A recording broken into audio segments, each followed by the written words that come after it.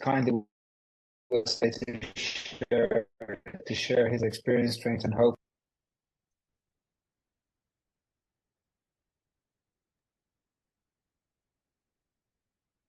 Is that me now? Yes, it is. Tell me when to shut up. I'm sitting here in the sunlight of the spirit, so you can't see me. And I'm Babe, and I am an alcoholic of the hopeless variety. I usually have at least some idea where I'm going to aim my talk to. Today, I have no idea. Never plan what I'm going to say. And just before this meeting started, I realized this is the first day of deer season, gun season in New York State. And that actually might be a big part of this. My sobriety date is March 2nd, 2002. So I should be an adult by now. But I'm not. I finally grew into be just one of God's kids. Happy, joyous, and free. Me and Feeney think a lot alike. The land of milk and honey. This is how we live our life. Right here, right now. Thanks for letting me share.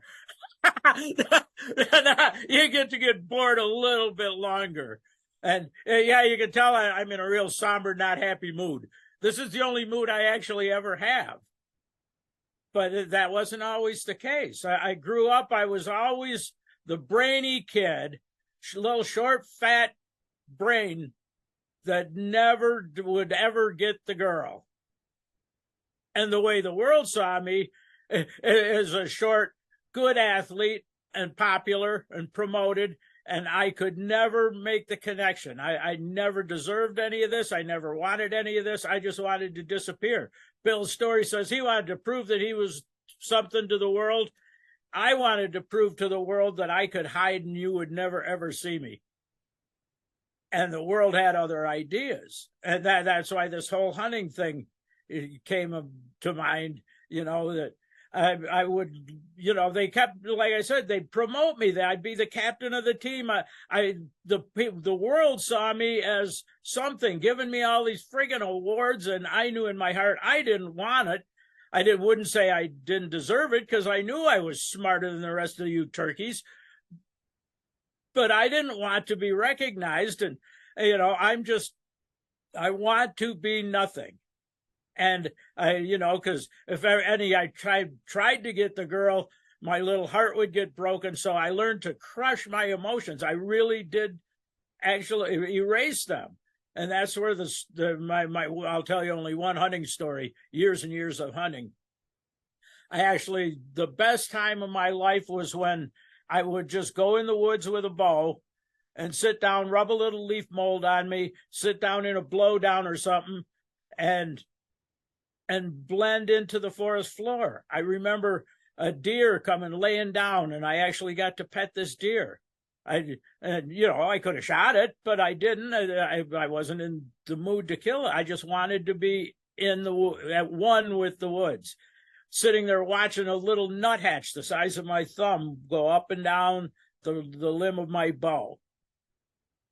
And, when I would kill one, I would thank the deer or whatever animal it happened to be for giving me its life so I might eat. That was my church. That was my religion. And it's the same thing with a riverbank fishing. But I just wanted to disappear. I wanted to melt into the forest floor of life. And the life had other plans for me. They kept, promote him, give him another award. And I was Mr. Responsible, and I was popular. I had very dear friends, but I never was part of them. I thought of people as like a flock of turkeys.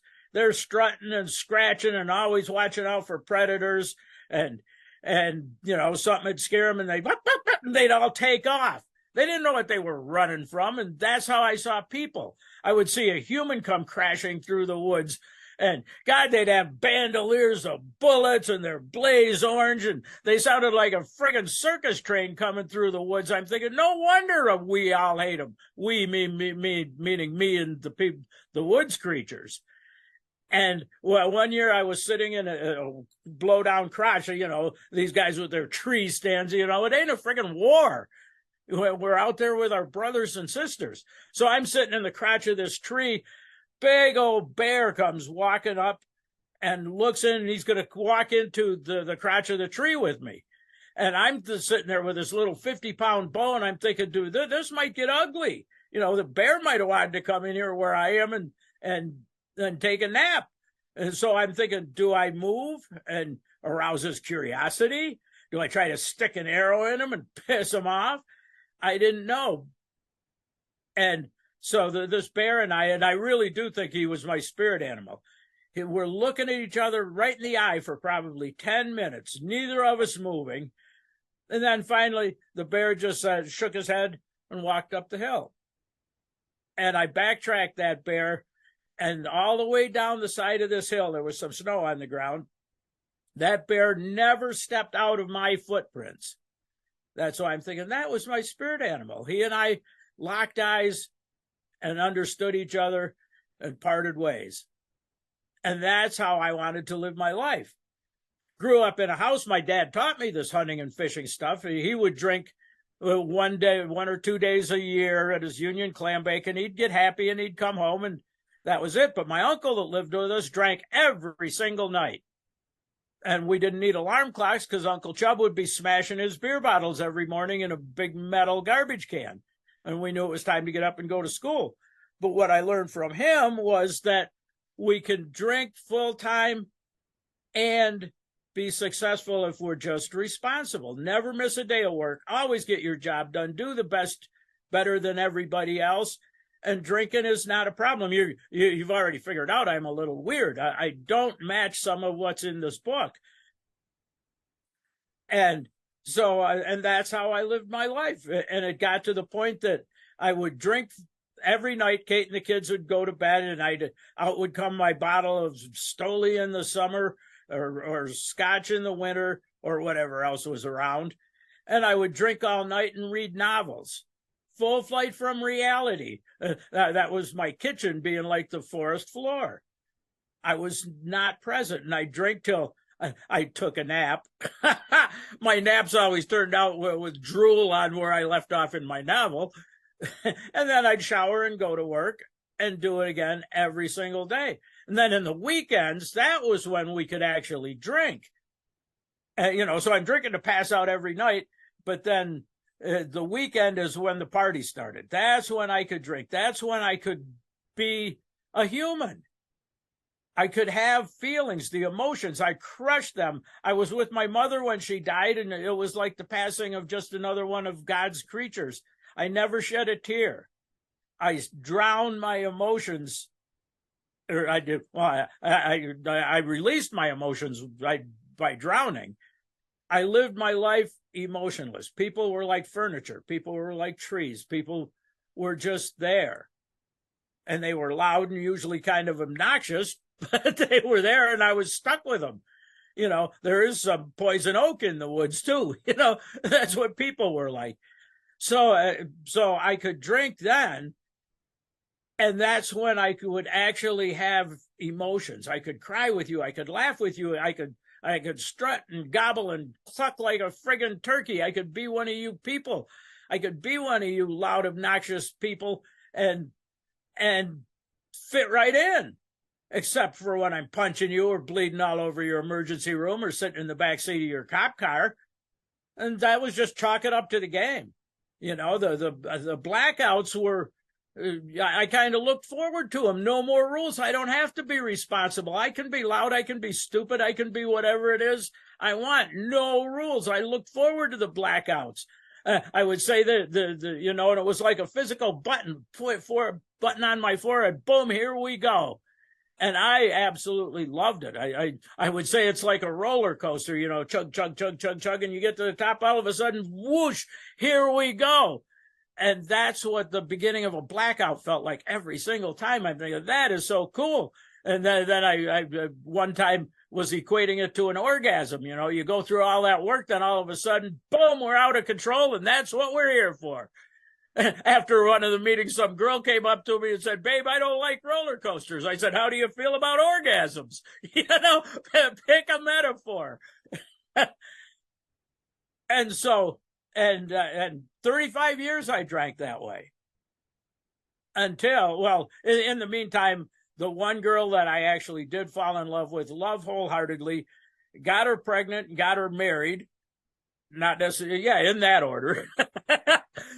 And we put together this great life. You know, I had a good career. On the surface, my life looked absolutely perfect. But there were arguments in our not so sumptuous apartment all the time.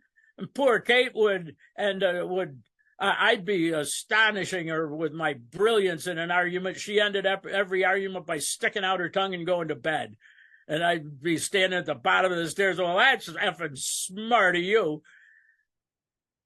But I would never, ever, nobody would believe, and I would not believe that I could ever hurt this woman. I really did love her with all my heart. She was the one person I could show my emotions to. Till one night she came home from work and a bandage on her arm. When we'd argued, we just avoided each other for a while. Came home from work and had a bandage on her arm. I said, "What happened to you?" And this is what changed my life. And Kate will be through the rest of the story, along with so many other people. But I could see the look on her eye when she said, "You don't know, do you?" And I said, "No, why? What happened?"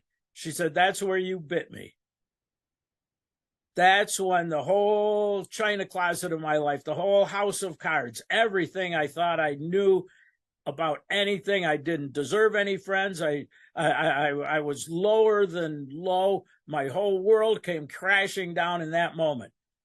Some reason I picked up the phone and dialed Alcoholics Anonymous. No idea what that was. I must have heard about it at drunk school after my DWI. That's a whole other story. I tried some controlled drinking one afternoon, 6-hour party, and drank one beer an hour, and dinosaurs came and went. Horrible headache. And I told myself, I'm never going to do this again. So I quit driving. Drank for another 20 years. You know, we got to have our priorities here. So anyway, God gave me 5 minutes to get to a meeting of Alcoholics Anonymous. I walked in, and I won't tell you the whole details of that meeting, but I came in down to my toes, to my gut, to the pit of my soul, is the depths of my heart. I was done drinking. And all I heard at that meeting, I'm sure they were trying, it was a beautiful meeting, great meeting, it's still around. But all I heard is I wake up every single day with alcoholism, doing push-ups at the foot of my bed. I got to get up and fight this disease every day. And they were the upbeat guys. The rest of them were saying, I just can't do it. I just keep relapsing. This is going to kill me. And I'm thinking, I know how to be miserable. Thanks for the information. And they never told me there was more than one meeting in all of Alcoholics Anonymous, except this one meeting on Monday nights. And that's all I knew about it. So I came back, but I met my first AA angel. My other AA angel is here, one of my other ones.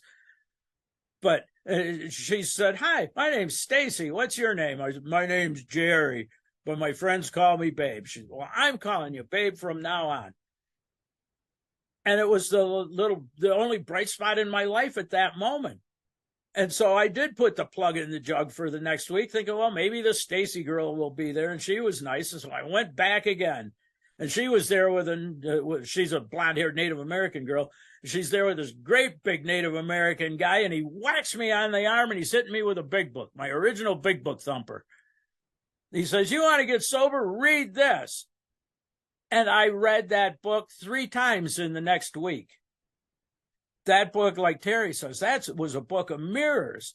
I'm reading the doctor's opinion, me and my booze and my novels. That was full flight from reality. The fact that I could feel like a button being pushed on my head. This allergy, the allergy was so strong in me and I never knew it, never once. I even asked Kate a couple of times, did I ever once say I should quit drinking? She says, no, I didn't. It was like breathing. You know, the sun comes up in the morning. I get home from work and out comes no carpet slippers, but the bottle and the book. It never once crossed my mind to quit drinking. That one vain attempt at controlled drinking, which was a miserable failure. And I'm reading that. And so I was thrilled to read about the alcoholic cycle. Holy cow, that's the only life I know. Well, drink alcoholically for 35 years. I have no frame of reference anymore. Kate could not understand what the phenomenon of craving felt like, and I could not imagine I really thought everybody did experience that. How would I know that other people don't? And so I was thrilled to find out that I was an alcoholic. And we come into meetings and, oh, I didn't want to admit I was an alcoholic. I didn't want to be one of those things. Thank you, God, for letting me know this is what I got. I didn't know it was a disease. I thought it was a way of life. And then Bill's story, the couple, page 8, bottom of page 7, when Bill finds out he's just an everyday drunk, just like I did. He got there trying to prove he was something to the world, and I got here trying to hide from the world. But we both turned out we're going to follow that endless procession of sots. And then, I told you how I got here after biting Kate. I thought of my poor wife. There were good times after all, but that was over now. What I would give to have that back. No words can express that loneliness, the despair, the bitter morass of self-pity. Quicksand spread around me. Alcohol was my master. And that's why we talk in metaphor so much around here, because no words can express these feelings. If you've had them, you can't miss them. If you've never experienced them, you ain't going to understand. You're going to think this guy is cuckoo. And I am. And I couldn't from the podium talk about that paragraph, those 2 paragraphs, without weeping, because that was the story of my life. And it was over now, and I'd give anything to have that back. 2 paragraphs later, even though you're giving me 40 or 45 minutes to talk, I won't go into the Armistice Day story. But needless to say, Billy Boy did return with the golf clubs. And I always got back with the tools and toys I left with. But anyway, how dark it is before the dawn, that he was soon to be catapulted in this 4th dimension of existence, a life of that's usefulness and joyful, that gets more wonderful as time passes. Okay, I'm with you, Billy. I'm totally identifying with the misery and depression and loneliness and despair.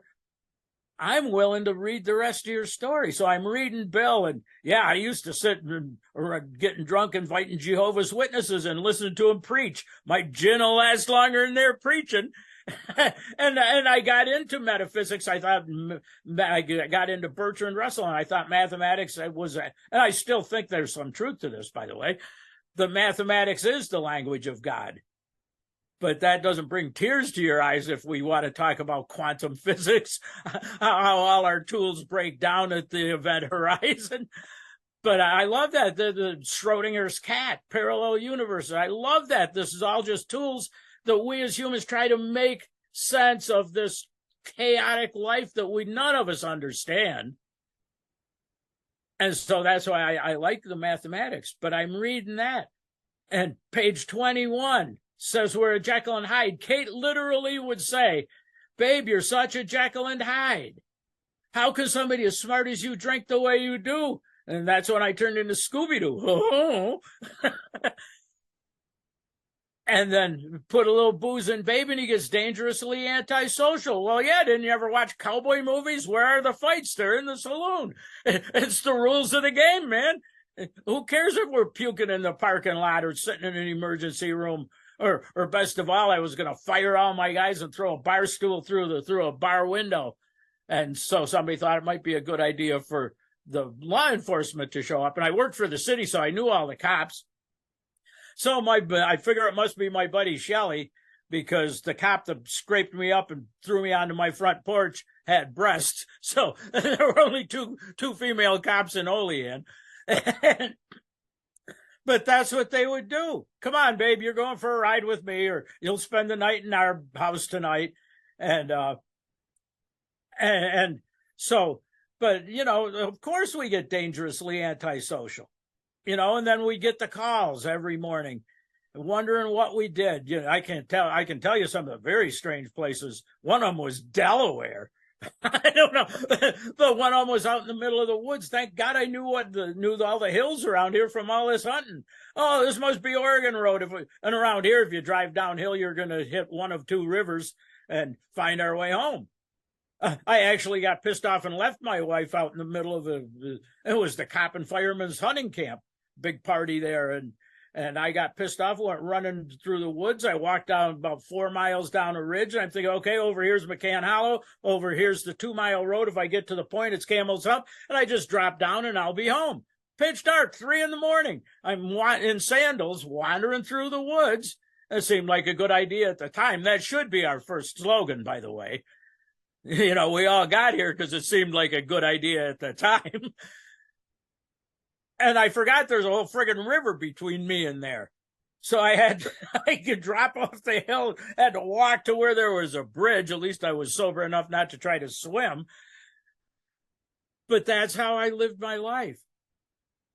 And then I get to page 25. And I just heard a guy that says, if you want to get sober, do not read page 24 and 25. And I love it that it's a sandwich. It tells us what we feel like, and we do we want to? And then the paragraphs that I love that fit with page 8. And then at the end, they sandwich us again with complete defeat. You got to get this outside help.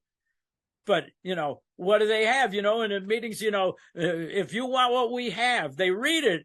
It's on page 25. We have had deep, effective spiritual experiences that have revolutionized our whole attitude toward God, toward the universe, toward all the kids on the playground. That's what they had. They didn't just put the plug in the jug. Nowhere in that does it say 90 meetings in 90 days. Nowhere in there does it say don't drink no matter what. In fact, that paragraph says you are going to drink no matter what. You goof, you're an alcoholic. Unless you get spiritual help. What's the point? So you can have a revolutionary attitude toward God, toward the universe, toward all the kids. See the face of God in every single kid that you meet today. Whoa! Sign me up. We have found much of heaven. We've been rocketed. So now we're catapulted and now we're rocketed. And here's the pew, pew, pew girl. Do you want this? We have found much of heaven. Do we really believe with absolute certainty that our Creator's entered our heart in a way that and lives, or our heart and lives, pick one, pick a noun, in a way that's indeed miraculous? This book promises us miracles. It doesn't promise us just sobriety. You know, the AA yours. I've been sober 21 years. Just hanging in there one day at a time. I want page 25. I want catapults. I want rockets. I want to live in the absolute certainty that my Creator's entered my heart and lives in a way that's indeed miraculous. Pew, pew, pew, sign me up. What do I have to do? Go to the top of page 25, the leveling of our pride, confession of shortcomings. Read Bill's story. He goes through what we're to be, and nobody ever catches, you know, Bill, find God as you understand him. Bill's got it. He's going to kick ass and take names. No, they're at the hospital. You know, picking a God did not help Billy Boy. It had to have been the spin dry at Charlie Town's place. And there he took what were to become the 10 steps. There's 10 commandments, 12 steps. 10 commandments, 12 steps. You know, he took them, and the cool breeze off the mountain. Bill has become a spiritual giant for 2 paragraphs. Then all of a sudden, once again, he's overcome with waves of depression and self-pity. And he did that, and I love when Paige finds the hidden third prayers in there. There's a beautiful third step prayer there on page, I don't know page numbers, and I'm glad I never remembered them because they're changing them anyway. To you page memorizers. But, you know, there he offered himself to God. This is what we do. This is the third step. But then what does he say? All of a sudden, none of this mattered to him. Simple but not easy, a price to be paid. There is a price. There are no dues or fees to get rid of this selfishness. What's going to happen when I'm overcome with waves of depression and self-pity, certain trials and low spots? I'm going to enlarge my spiritual life. That means sit in a corner and chant Om Mani Padme Om for 2.5 days.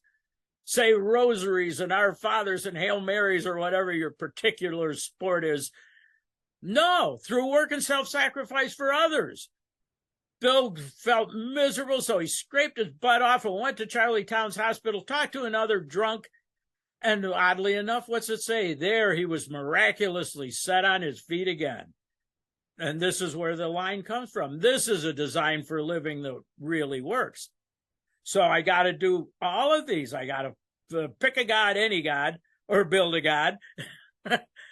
The Build a God workshop till we find out that God is, we're not building God, God is building us. Thank you, Monica. But I want to get to know this God. And then I take these steps. And then we get to that 12th step.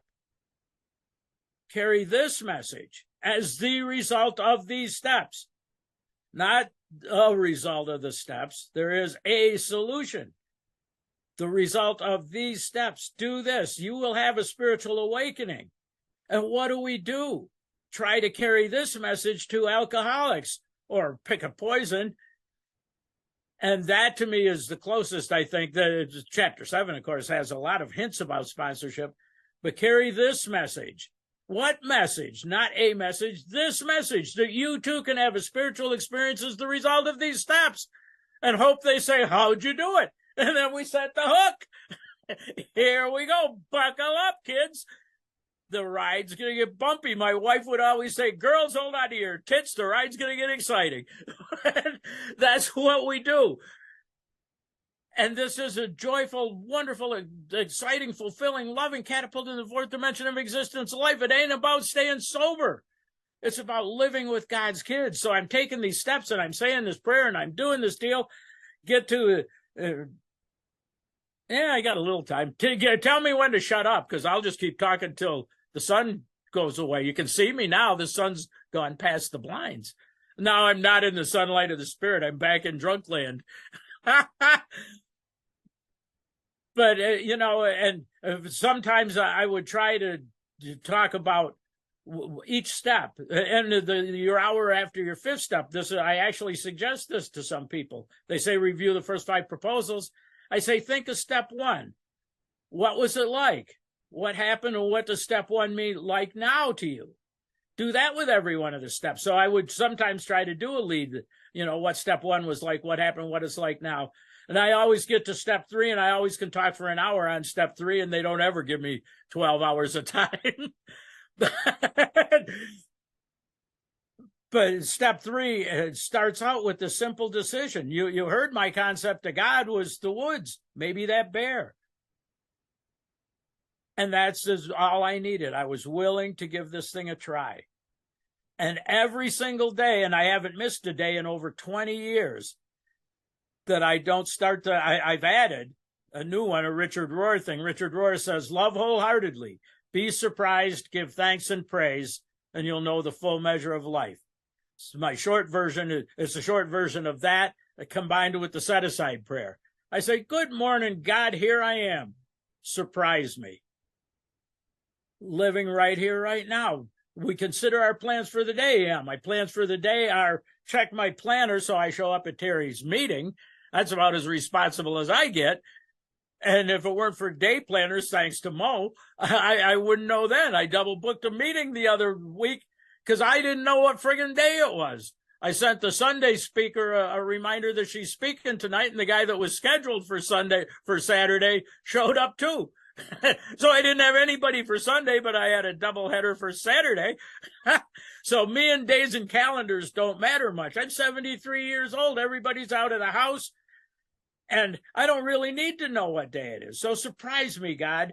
And then I say the 3rd step prayer. Oftentimes meditating, build with me and do with me. Why do we say this? What am I doing? It's a magic formula. Like Care Bear says, it's some witchy thing. If I say that prayer enough, life will be butterflies and blowjobs. No, that's not what it is. It's a vow. What am I going to do with my life? God, build with me and do with me as you will. And I'll often meditate on the prayer of St. Francis at that point. That, I think, is what the vision for God is. Help me bring hope, light, joy, love, comfort, understanding. I don't even look at the negative stuff. Help me do this with you, God. Take away my, relieve me of the bondage of self. Well, I can't do all that stuff if I'm all selfish and self-centered. Take away my difficulties. Who doesn't want their difficulties taken away? Why? So I can come on here and talk to all of you people. How great this God is, this life of love and joy and service. That's why we do it. It's not so I feel something. I was thinking of false humility today, a genuine humility. Tara Bear and Monica heard my little short, you got my short version, but my long one is, what is genuine humility? With no vainglory, no vanity, no look for applause, no look for anything. And I honestly, it's in every one of us. It's innate. It's inborn. Gets us to page 25. Deep in the heart of every man, woman, and child is a fundamental idea of God. I'm coming to believe that the fundamental idea of God is this innate humility that we all possess. And it's only in this God that we find him. And then we can live happy, joyous, and free because we're not shackled by the bondage of self. So I'm doing my 4-step, doing my 5th step, don't have time to race us to where my number 2 thing. I don't even remember what my number 1 thing was on my resentment list. But my grandkids both have black fathers. And says, well, I guess I always say I'm not going to tell the story that I tell the story. I'm an idiot. but this guy sitting next to me had a swastika tattoo on his hand. I said, what's up with that, Tim? He said, well, I just hate the N-words. I got in trouble for saying the N-word at a meeting in California. But he says, I hate every one of them. I said, Tim, you hate my little granddaughter? And he looked at me, he says, why? I said, she's a N-word. At the end of the meeting, he came up to me with tears in his eyes. And I shouldn't have listened to the guy because he still had a rope burn around his neck where he tried to hang himself. So he was not a spiritual giant. But anyway, he came up to me and he said, babe, you probably don't want to hold hands and pray with me. I said, Tim, there's nobody in this world that I would rather hold hands with and pray with than you. You want to shock a racist? Do that to him. That didn't come from me. That was the result of going through this 5th step process. The 5th step is the most spiritual thing we can possibly do ever, to be trusted or trust someone, to actually rip off the masks. And Monica's God blanket. We wrap ourselves in the God blanket and we bare our souls to each other. I would say of the women, I'm more intimate with some of these women than I am with my wife. And I tried that twice. And one of the 2 different times, but one was Debbie, one was Wendy. Both of them said, babe, we've never had sex. I said, remember the dictionary I told you to get? Read what intimacy is. But it is. We leave that 5th step knowing in our hearts that now in this world, there's one human being that I never have to keep a secret from, that I can tell anything to, that I can never be judged. I will never be condemned. I will be walking hand in hand with this person in the spirit of the universe and down the broad highway. Read the 5th step promises, both the 12 and 12 in the big book. Who wouldn't want to do this? So in this meditation afterwards, we consider what we have done. What the heck did I just do?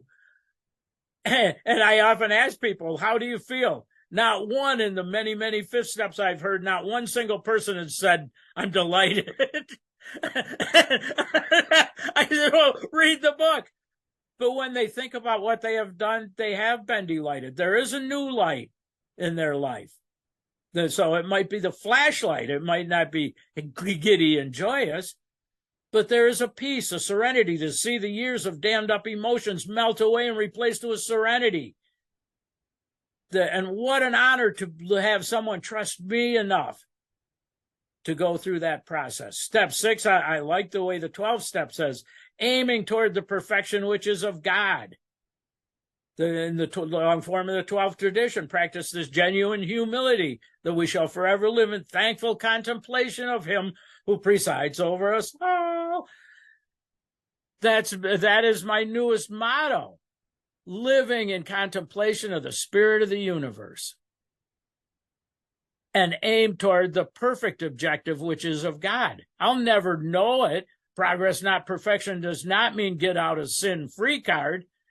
It means we recognize where we've fallen short and we turn to God, show me what to do again. Always looking for protection, for perfection, always contemplating the spirit of the universe so that our great blessings may never spoil us, that we shall live in genuine humility. And so step 7, and I say the 3rd step prayer, the 7th step prayer, and God, I'm ready to have my creator. I like when Paige says it's my creator. It might not be yours, but it's mine. That's the only selfishness we actually get to have in here. It's my creator, and you can't have him. I'm keeping them all to myself. But my creator, I'm now willing that you have all of me, the good and the bad. I've taken that some people take out of that prayer. I emphasize that. Because if I'm saying good and bad, I'm judging. I'm playing God. I don't know what's good. I don't know what's bad. Someone that I care about says every single day is perfect. Because it's the one that we have right now. And it's God's perfect day. It might not match up to my expectations, but that's just me playing God. What's good? What's bad? After Kate, when do I got to stop? About 10 minutes to 4? You got 14 minutes. Okay, well, I could kill off Kate in 14 minutes. That's about a month a minute. So I'm living this beautiful life. I'm rocking it. I'm sponsoring all these people. I got involved in general service. I got involved with intergroups. Still am a little bit. But thank God for the spirit of rotation that usually lasts about 7 years around here. Until you get a sponsee dumb enough to take over. Anyway, I'm doing this. Kate's saying this is the best year of our marriage. And life actually was beautiful. 16, 17 years of recovery. And life is wonderful. Beyond my wildest dreams. Kate thought she had bronchitis. Turns out she had a big mass on her lung, another mass on her liver, spots all over her brain. And I'm thinking this is going to be like a live stream. I don't know what live stream means, but I hear you guys say it, so I'll sound techie. A live stream is where there's a lot of trout. I don't know. It's going to be like, this is all going to be like a movie. God's going to miraculously cure her by next Tuesday. Or she will die this saintly death by next Tuesday. 15 months I got to sit right here. She died right here where I'm sitting. The love of my life that got me into AA when I heard her. I got to sit here every single day for those 15 months. It worked out good. God woke up, Babe woke up, Katie woke up. And I'd say, morning, sunshine, got a smile for me? And we laughed every single day, including the day she died.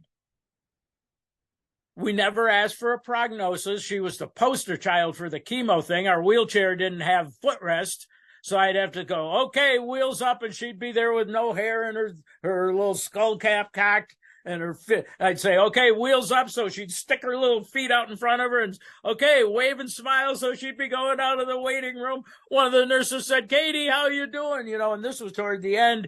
And she says, I think I'm getting better. Because of her attitude. And Dr. Hare, and it's the hair like the rabbit. And he was this meek little mild guy about 14 months into this deal. He comes out crying. And babe, Katie, this break, I hate this when I have to tell people like you, but there's nothing else we can do. Then he said, but babe, if you'd asked me 14 months ago how long Kate had, I would have told you no more than 2 or 3 months. Here it is 14 months later.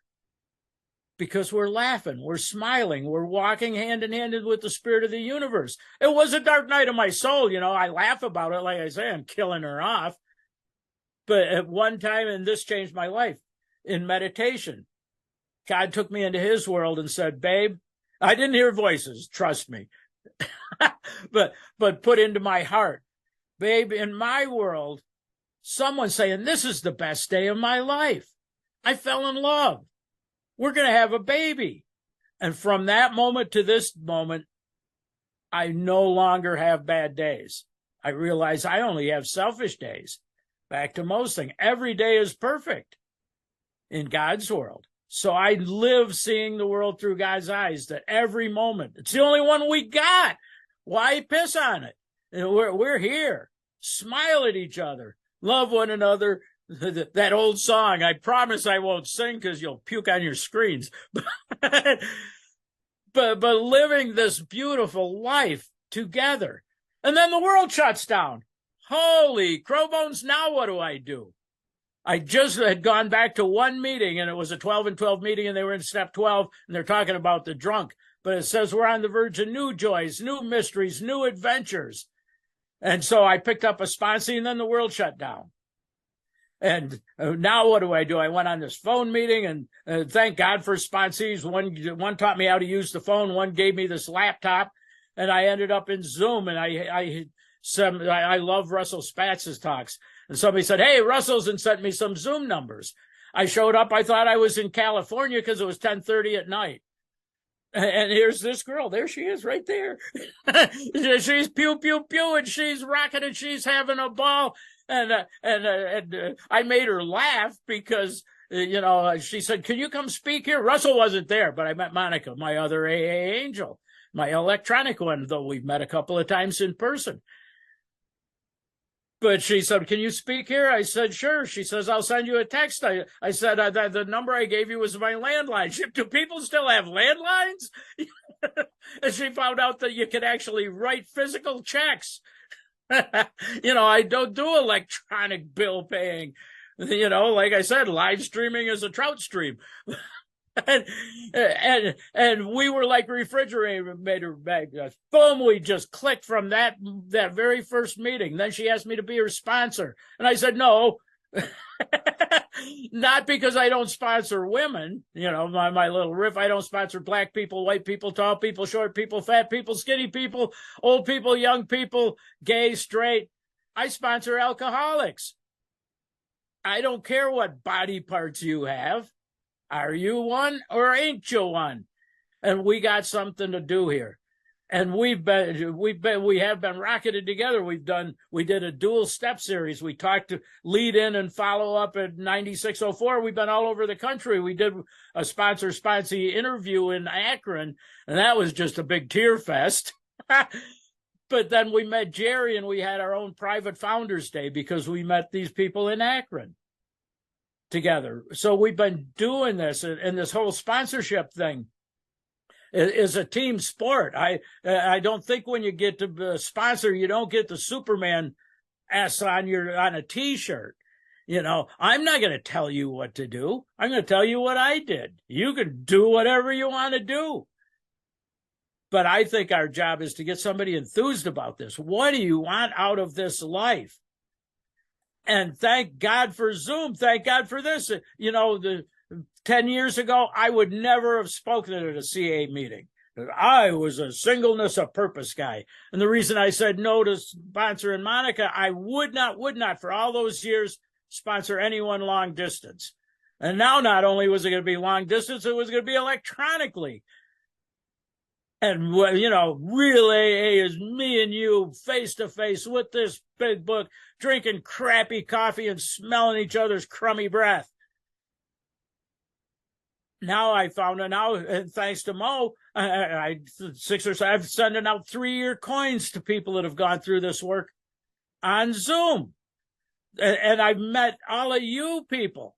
And like Bill said, I came into this arena through the AA door, but we all come in through some kind of door.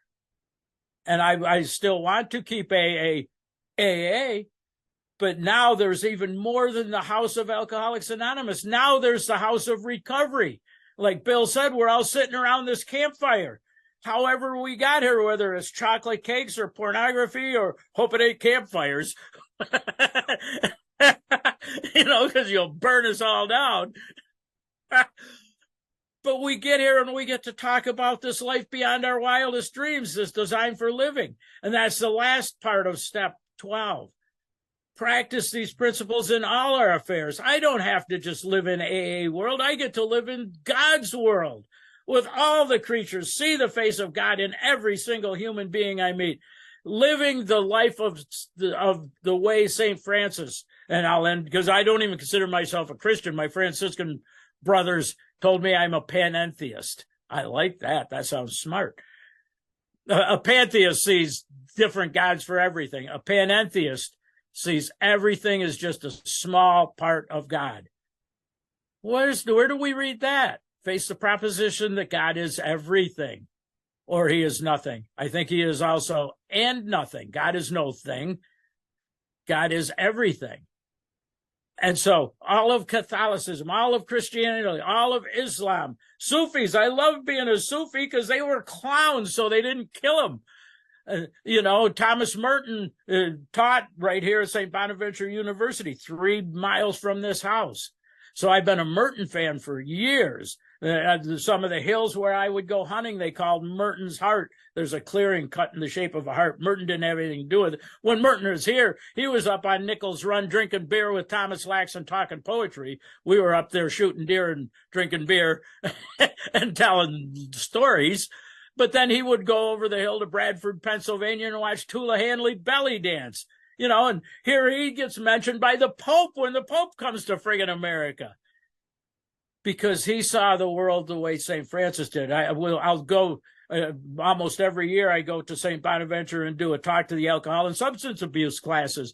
And I can look out the window and see the shrine to Teresa the Little Flower, where Thomas Merton got his calling to the Trappist monastery. I met Brother Luke, a Trappist, and he's down in Kentucky, and Thomas Merton is buried right outside his office door. Thomas Merton, holy cow, the spiritual giant that was open to everything. He saw the world through the eyes of St. Francis, brother, sun, sister, moon, brother, wind, sister, air, all of nature, all creation, every blade of grass is just God. And that's how I live my life. And I'll end with this because it sounds like bragging and you can judge me. But a dear friend, and he's a Franciscan father, wrote a book called The Franciscan Lectio, the word, capital W word, through the eyes of St. Francis. And it's more than the Bible. He talks to art. Before there was a written the word, art is how we communicated the word. Nature is how we communicate the word, seeing the world the way St. Francis did, the Franciscan Lectio. But I went to his book signing, and they were $30 a piece, and I bought 3 of them. I'm thinking, you guys took a vow of poverty? I'd hate to see what the price is. But anyway, I bought 3 of them. But this was the most, and I hadn't seen this guy in over 14 years. And he got old. I didn't. He looked up at me, and his little Irish eyes were just gleaming. And he looked up at me and he says, babe, he says, God's light's shining in you. And I'm going to cry now. That was the most humbling thing anybody could ever say. And here, I'm not Christian. I'm not anything. I'm just one of God's kids. The nicest thing we can say to another one of us is your recovery is showing. You are an example of this life. You show me that. How do you do this? It's not drills. It's not orders. It's not anything. It's a way of life and love, and hold out your hands. And then this one, I always embarrass Mo, but after her 5th step, she sent what I call the best gift I ever got in my life. In 73 years, I've got a lot of really good gifts, but this one just came in the mail. And one side says, you held out your hand. The other side says, and it changed my life. That's our job description, kids. So I will shut up. All right. Thank you, babe. Pew, pew, pew, pew. Let me stop you.